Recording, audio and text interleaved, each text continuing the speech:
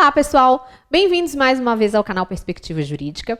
Hoje, no nosso especial sobre a reforma trabalhista, nós vamos estudar, a regulamentação do teletrabalho, que antes, na CLT, antes da alteração da recente lei, não havia regulamentação específica. Havia uma previsão de que o trabalho em domicílio era igual, tinha o mesmo valor, a mesma importância que o trabalho realizado nas dependências do empregador. Mas na verdade, não é nem regulamentação, essa previsão no artigo 6º, do antigo artigo 6º, era, na verdade, apontando que poderia haver o trabalho em domicílio, mas em vários aspectos surgiam discussões na jurisprudência, em especial sobre jornada, fiscalização, intervalo para alimentação, enfim. Agora, com os artigos 75A a 75E da CLT, passa a existir a regulamentação desse tipo de prestação de serviço, tá?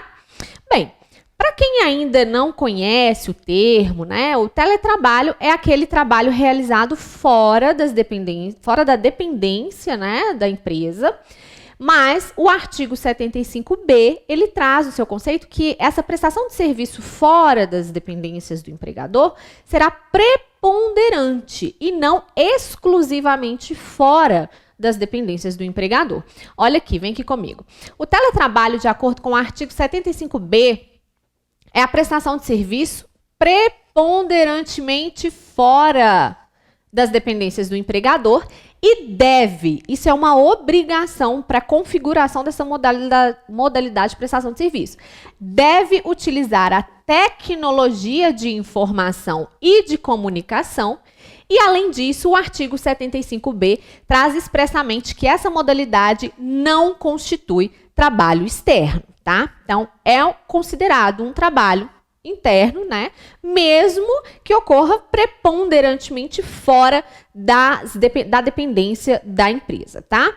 Então, imagine você trabalha na empresa, foi contratada para trabalhar na empresa e depois a empresa resolve transferir a sua prestação de serviço para a sua casa, tá? E implanta, instala no seu computador, o computador é seu, instala no seu computador um sistema, um programa operacional da empresa em que você, dentro dessa plataforma, deverá prestar os seus serviços. Isso, inclusive, é uma forma de fiscalização, de controle. Muitas vezes eu acho assim, eu estou em casa, estou tranquilo, posso trabalhar, é muito mais confortável, mas a empresa está fiscalizando, principalmente se ela implanta no seu computador um programa específico, de operação, dos serviços, das atividades daquela empresa.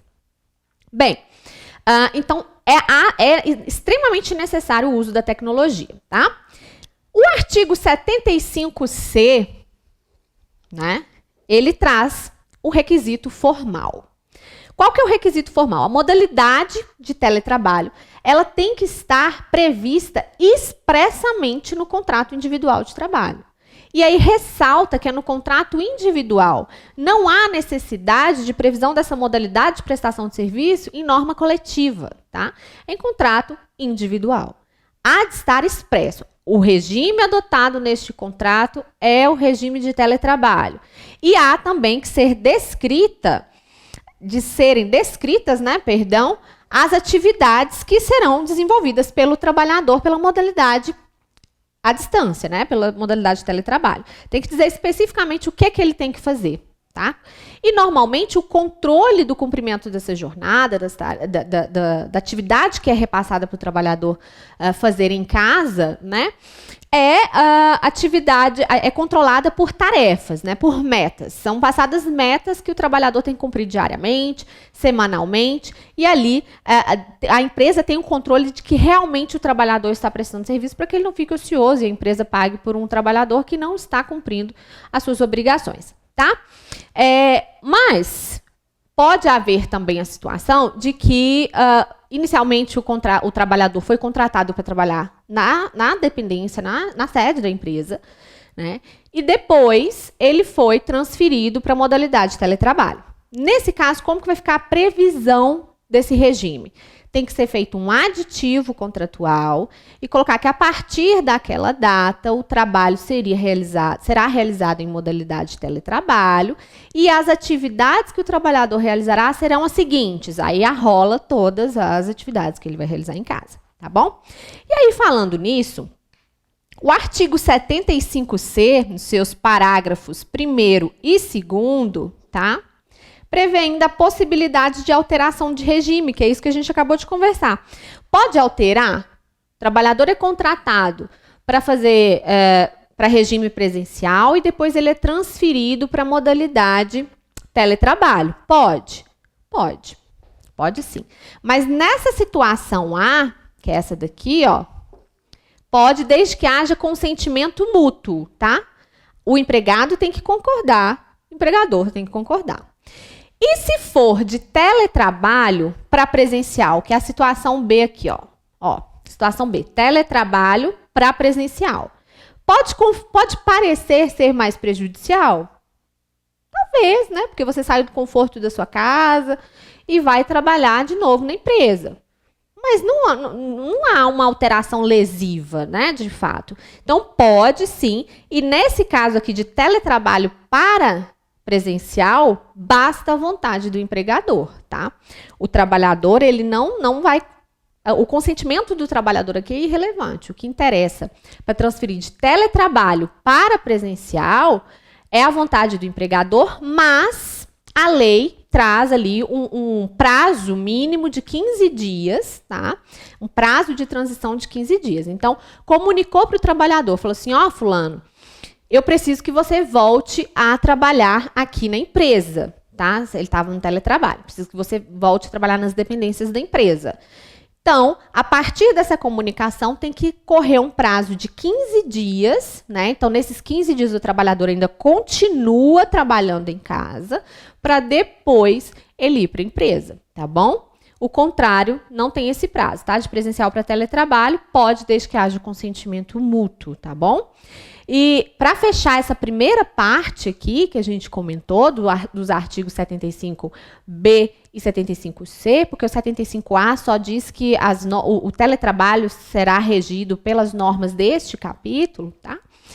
Só para a gente fechar essa parte, a gente ainda tem que lembrar que o fato de o trabalhador, às vezes, ir até a dependência da empresa para realizar atividade específica, não desconfigura a modalidade de prestação de serviço em teletrabalho. Por quê? Porque a prestação é preponderantemente fora das dependências da empresa e não necessariamente ou exclusivamente fora da empresa. Ok? Então, vamos lá, continuando. Bem, continuando aqui, o artigo 75D dispõe a respeito dos materiais, dos equipamentos, né, que o trabalhador deve utilizar para prestar o serviço remoto, né? Então, computador, impressoras, cadeira na altura adequada, mesa na altura adequada, apoios de pé, apoios de punho, enfim, tudo isso que é necessário do ponto de vista tecnológico para a prestação de serviço e ergonômico para a questão de saúde e segurança, está previsto no artigo 75D. O que dispõe essa norma? De que a aquisição desses materiais, a manutenção ou fornecimento dos equipamentos tem que estar previsto, né, no contrato individual. Então, a responsabilidade, se o trabalhador que vai ter que comprar, adquirir tudo isso, ele será reembolsado, né? E o reembolso será previsto no contrato, né? Mas há proporções, né? O próprio instrumento individual ali entre as partes, né? O contrato vai dispor se vai haver o reembolso, porque ele às vezes pode não ser obrigatório, porque esse trabalhador ele pode utilizar esse computador, essa mesa para outras coisas depois que acabar o vínculo de emprego, de repente, né?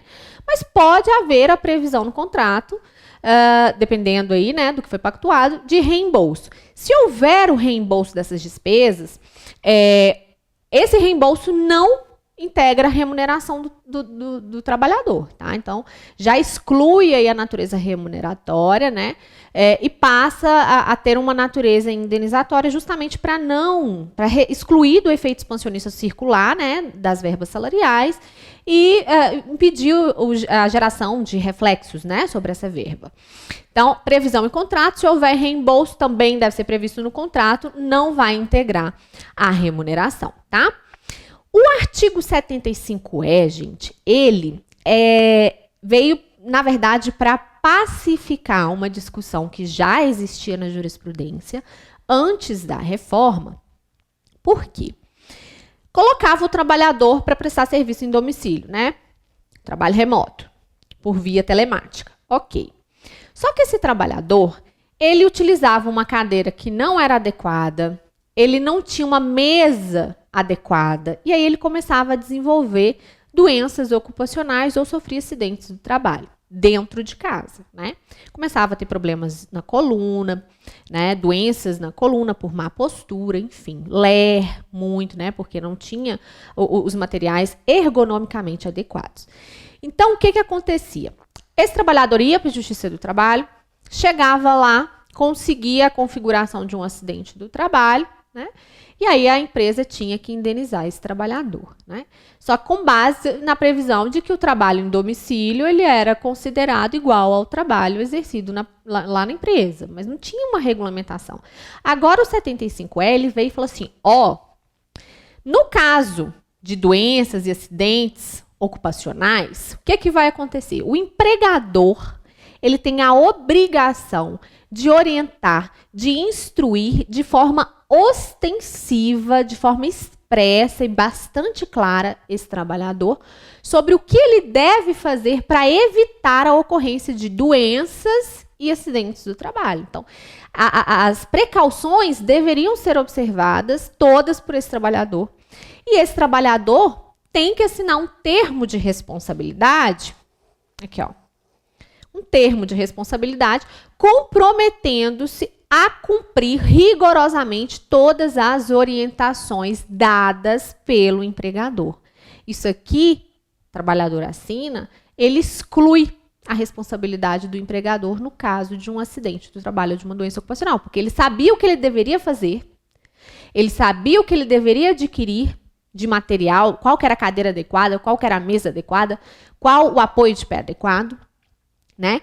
Ele assinou o termo de responsabilidade, adquiriu lá os equipamentos, os materiais necessários para a execução do serviço, mas ele descumpria, né? Ele não tomava as precauções para evitar um adoecimento, um acidente do trabalho.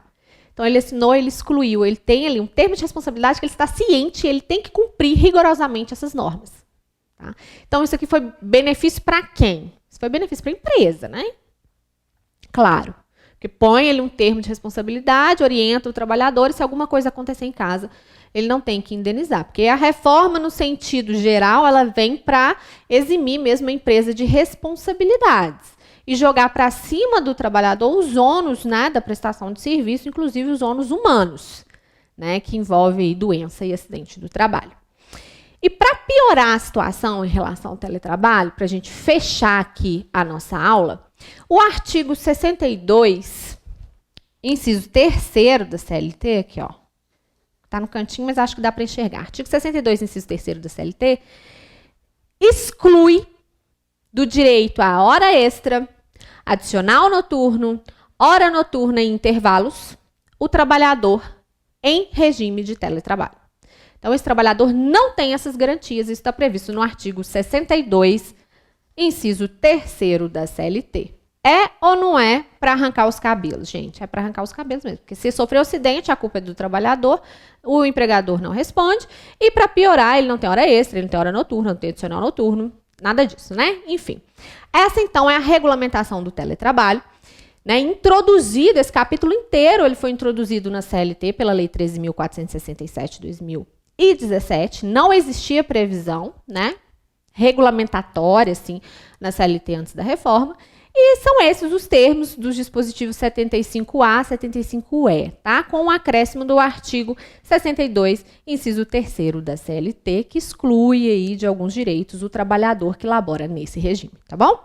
Se você gostou, curte, deixa seus comentários. Se você tiver uma decisão interessante no seu regional a respeito de teletrabalho, põe aqui o número do processo, porque a gente às vezes pode fazer aí um fofocas jurídicas especial sobre teletrabalho, né? Trabalhos por via telemática, tá bom?